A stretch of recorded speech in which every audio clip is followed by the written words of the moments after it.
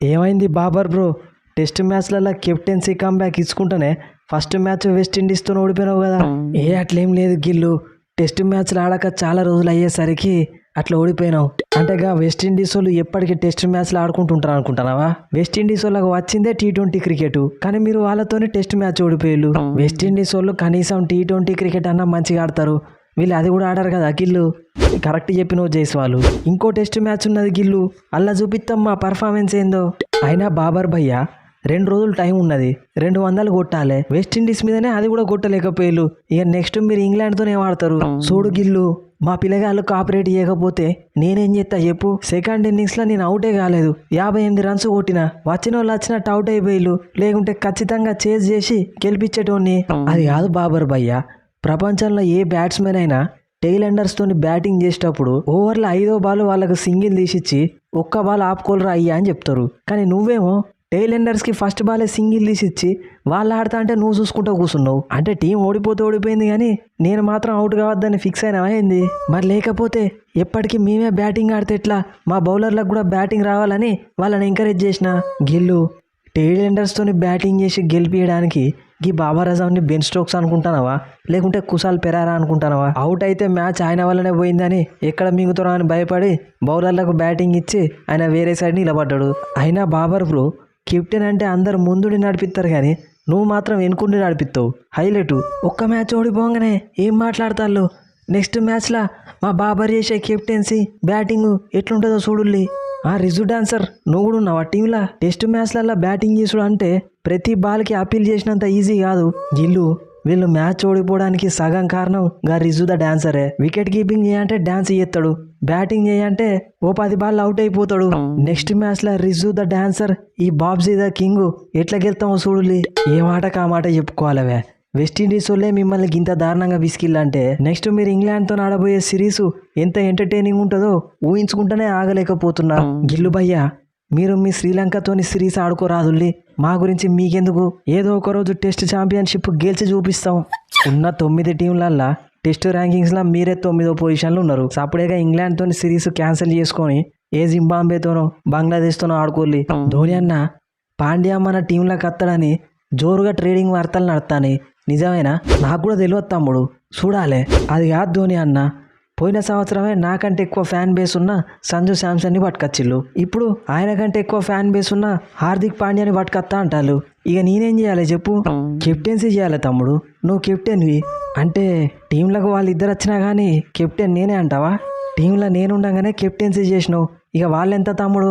అది కాదు గైక్వాడు, ముంబై ఇండియన్స్కి నేను, డివాల్డ్ బ్రేవిస్ ప్లస్ ఇంకో 10 కోట్లు ఇస్తే పాండ్యాని ఇస్తారని న్యూస్ వస్తుంది. మేమిద్దరం బోవుడే ఎక్కువ అనుకుంటే మళ్ళీ ప్లస్ 10 కోట్లు కూడా ఇచ్చి పాండ్యాన్ని తీసుకునే అంత అవసరం ఏమున్నది? అంటే నేను బ్యాక్ టు బ్యాక్ వరల్డ్ కప్లు గెలిచిన ప్లేయర్ని వట్టిదేనా? అది మన వాళ్ళకి ఇష్టం లేకనే కదా దూబే బ్రో, ఇంకా డీల్ కంప్లీట్ కాలేదు. గైక్వాడు, ఈ న్యూస్ విన్నప్పుడు కూడా నేను బాధపడలేదు, కానీ ముంబై వాళ్ళు ఒక్క ఆయుష్ మాత్రని ఇస్తే చాలు హార్దిక్ పాండ్యాని ఇచ్చేస్తామంటారు. అంటే ఆయుష్ మాత్రే ఒక్కడైతే సరిపోతుంది, అదే నేనైతే నాతో పాటు బ్రేవీసు ఇంకో 10 కోట్లు కావాలన్నట. ఇది పద్ధతేనా? ఎవరి డిమాండ్స్ వాళ్ళకు ఉంటాయి కదా దూబే బ్రో, నేనేం చేస్తా?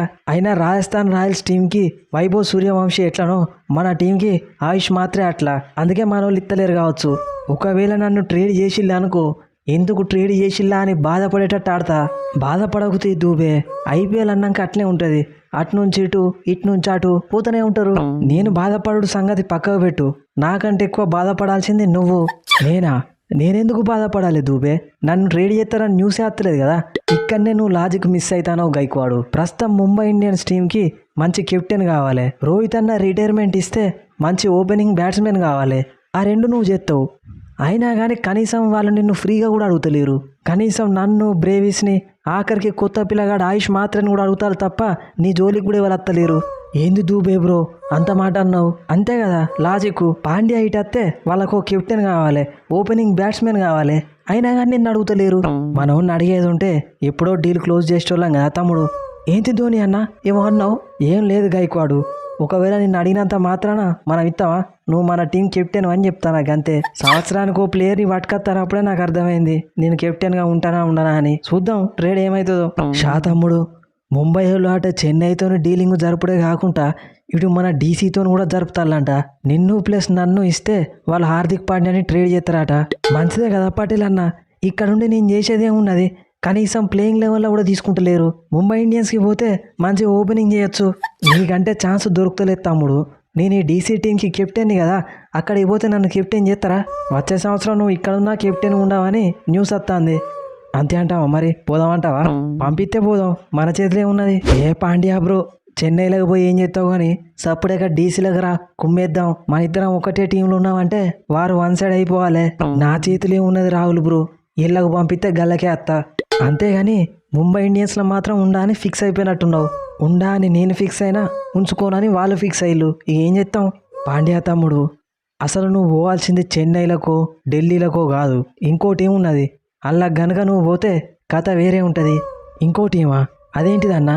అదే కోల్కతా నైట్ రైడర్స్ తమ్ముడు. చెన్నైలోకి పోతే నీకు కెప్టెన్సీ రావడానికి పోటీగా సంజు శాంసన్ ఉంటాడు, రుతురాజ్ గైక్వాడ్ ఉంటాడు. ఢిల్లీ క్యాపిటల్స్కి పోయినావు అనుకో, అక్కడ ఆల్రెడీ కేఎల్ రాహుల్ ఉన్నాడు, అక్షర్ పటేల్ ఉన్నాడు. అదే కేకేఆర్ టీంలా నీకు కాంపిటీషన్ ఇవ్వలేరు. నువ్వు ఓడితోనే రహానేని పక్కకు పెడతారు, నీకే కెప్టెన్సీ ఇస్తారు. అంతే అంటావా రోహిత్ అన్న? అంతే తమ్ముడు. వాళ్ళు కెమెరాన్ గ్రీన్ని రిలీజ్ చేస్తే చక్క 25 కోట్లు వస్తాయి. ఆ 25 కోట్లు ఇస్తే నువ్వు అడిపోవచ్చు. ఏ అట్లా కాదు హార్దిక్, చెన్నై ఆల్రెడీ 5 సార్లు ట్రోఫీ గెలిచింది, కోల్కతా ఆల్రెడీ 3 సార్లు గెలిచింది. కానీ మన Delhi Daredevils Delhi Capitals గా మారినా గానీ ఒక్క ట్రోఫీ కూడా గెలవలే. అదే నువ్వు ఇక్కడికి వచ్చి డీసీని ట్రోఫీ గెలిపించినావంటే హిస్టరీ క్రియేట్ చేస్తావు. ఏ టీం చూస్తే అల్లకే పోవాలనిపిస్తుంది. ఏం చేద్దాం చూద్దాం. డీకే బ్రో, టీంలో నేను ఒక్కడిని ఉంటేనే వరుసగా 2 ట్రోఫీలు గెలిచినాం. అదే మా తమ్ముని కానీ కూడా టీంలోకి పట్టుకొస్తే ఇక మనం ఇంకెన్ని ట్రోఫీలు గెలుతావో నీ ఇమాజినేషన్కే వదిలేస్తున్నా. కరెక్టే గానీ మీ తమ్మునికి కాంపిటీషన్ బాగున్నది కృణాలు.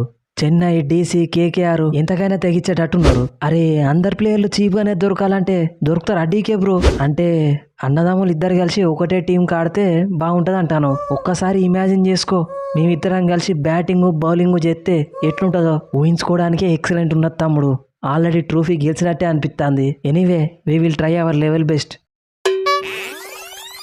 సో ఫ్రెండ్స్, ఈ స్పూఫ్ కనుక మీకు నచ్చితే మన ఛానల్ని సబ్స్క్రైబ్ చేసుకోండి, వీడియోని లైక్ చేయడం మాత్రం మర్చిపోకండి. ఇక మనలాగా స్పూఫ్ చేస్తూ మనీ ఎర్న్ చేసుకుందాం అనుకునే వాళ్ళు డిస్క్రిప్షన్లో ఇచ్చిన ఇన్స్టాగ్రామ్ ఐడికి మెసేజ్ చేయండి. స్క్రిప్ట్ రైటింగ్ ఇలా, తర్వాత వీడియో ఎడిటింగ్ ఎలా చేయాలి, పబ్లిష్ చేసి రెవెన్యూ ఎలా తెచ్చుకోవాలి అనే దాని మీద ఒక 3 వీడియో ట్యూటోరియల్ అయితే రెడీ చేసిన. ఇంట్రెస్ట్ ఉన్న వాళ్ళు డిస్క్రిప్షన్లో ఉన్న ఇన్స్టాగ్రామ్ ఐడికి మెసేజ్ చేయండి. So Hardik Pandya trade rumours అయితే సోషల్ మీడియాలో మళ్ళీ స్టార్ట్ అయినాయి. Shivam Dube Dewald Brevis plus 10 crores ఇస్తే హార్దిక్ పాండ్యాని ఇస్తామని ముంబై ఇండియన్స్ వాళ్ళు అంటున్నారు. బట్ సిఎస్కే దానికి ఒప్పుకోవట్లేదు. ఒక ఆయుష్ మాత్రమే ఇచ్చినా హార్దిక్ పాండ్యాని ఇస్తామన్నా కానీ దానికి కూడా ఒప్పుకోవట్లేదు. ఇంకో సైడ్ డీసీ నుంచి అక్షర్ పటేల్ అండ్ పృథ్వీ షా వీళ్ళిద్దరిని ఇచ్చిన హార్దిక్ పాండ్యాని ఇస్తామని న్యూస్ వస్తుంది. దానికి డీసీ వాళ్ళు కూడా ఆలోచిస్తున్నట్టు తెలుస్తుంది. ఇక ఆర్సీబీలోకి వస్తారని ఎటువంటి న్యూస్ అయితే లేదు, నేనే జస్ట్ ఫన్నీగా ఉంటుందని యాడ్ చేసిన. But out of the box Hardik Pandya కనుక ఆర్సీబీలోకి వస్తే ఆర్సీబీ అన్స్టాపబుల్ అయిపోతుంది. ఇక మీరు హార్దిక్ పాండ్యా ఏ టీంలోకి వెళ్తే బాగుంటుంది అనుకుంటున్నారో కింద కామెంట్ సెక్షన్లో చెప్పండి. నెక్స్ట్ వీడియోలో మళ్ళా కలుద్దాం. Thanks for your love and support.